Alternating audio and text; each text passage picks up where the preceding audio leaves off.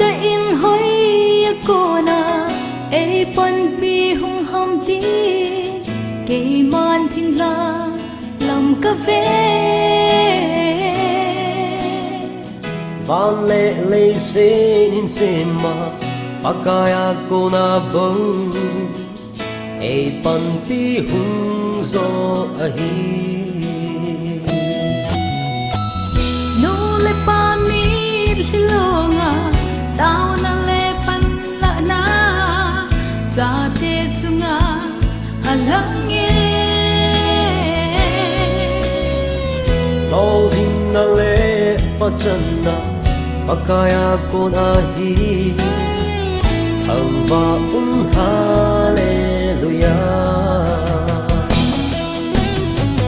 Sampen pakai ka bacaye Sampen pakai ka thang va e Nei ngai lut na Nei be pakhe Sin zo hello thầm va e paka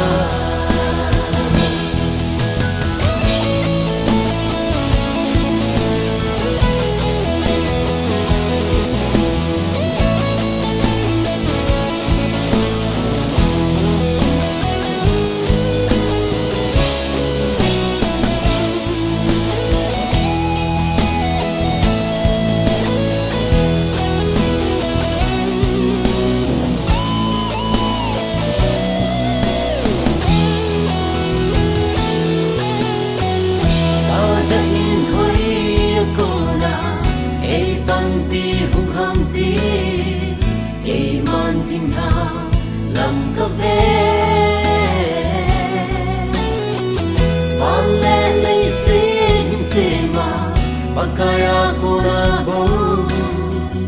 e pan pi hu zo ahi Sampen pakai ka bacaye Sampen pakai ka thang va e Nei ngai lut na Nei pe pakhe Sin zo hello Ta thang va e paka Sampen pakai ka bacaye